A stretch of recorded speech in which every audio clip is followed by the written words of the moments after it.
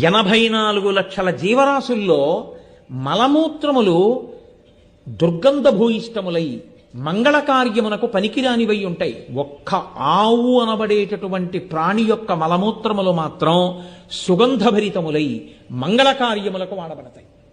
కాదు కదా, క్రిమి సంహారకములై ఉంటాయి. అందుకే ఇంటి ముందు ఆవు పేడతో అలుకుతారు.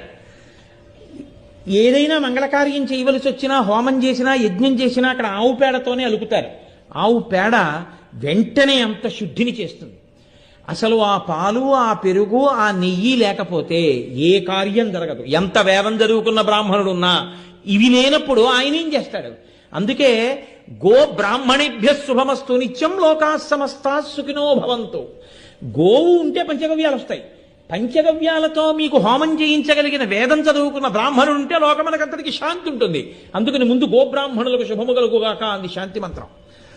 బ్రాహ్మణుడి కన్నా ముందు గోవుని చెప్పింది. అంత గొప్పది గోవు. మీరు లోకంలో ఒక వస్త్రద్వయం ఎవరికన్నా ఇస్తే వాళ్ళు పుచ్చుకుంటే మీరు ఒక వస్త్రద్వయాన్ని ఇచ్చారు అని మీ ఖాతాలో వేస్తారు.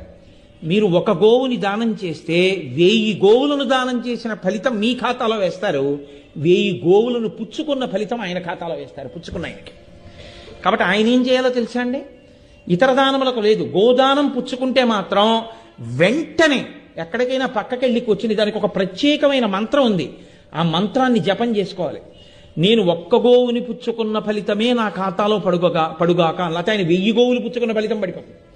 ఆయన మంత్రజపం చేస్తే ఆయన ఒక గోవు పుచ్చుకున్నట్టు అవుతుంది, కానీ ఇచ్చిన ఆయన మాత్రం 1000 గోవులు ఇచ్చినట్టే వేస్తారు ఖాతాలో. అంత గొప్ప శక్తి కలిగినటువంటి ప్రాణి లోకంలో గోవు ఒక్క